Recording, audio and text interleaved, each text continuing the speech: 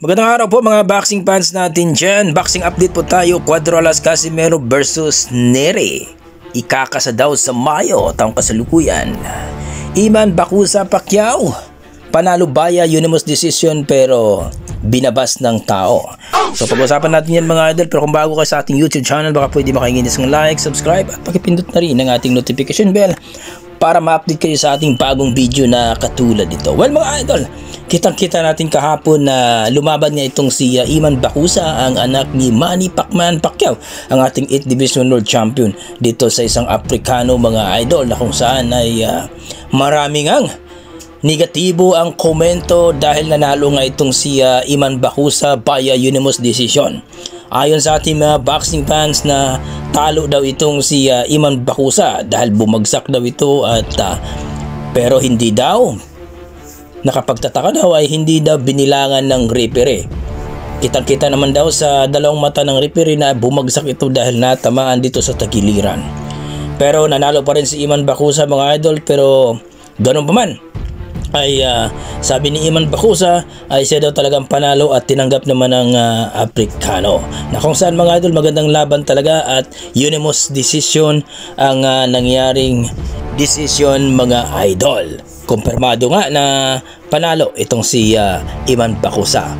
Pero ayon sa ating mga boxing fans, dapat daw ay panalo daw itong Aprikano. Kayo mga idol, ano masasabi nyo dito? Panalo nga ba itong si Aprikano over kay Iman Bakusa o tama lang ang decision ng referee? Pero hindi kasi binilangan nung pagbumagsak ni Iman Bakusa Pacquiao. I-komento mo na sa baba mga idol para ating pag-usapan. Sa kabilang banda mga idol, itong talagang gustong-gusto ng mga boxing fans na itong si Casimero, ang nag-iisang angas ng Pinas, ay mapapalaban dito kay Luis Pantera Nery, ang 2 Division World Champion, na isa din na bad boy sa Mexico mga idol. Kung matatandaan natin mga idol na itong si Luis Pantera Nery ay ito yung nag-iisang nagpabagsak kay Naoya Inoue sa kanilang laban nung dinipensahan ni Naoya Inoue ang kanyang titulo sa WBC Super Bantamweight Division. So umaasa mga boxing fans mga idol na tutuhanin nga ni Masayuki Ito, ang dating promoter ni Casimero, na maglaban sila sa lona.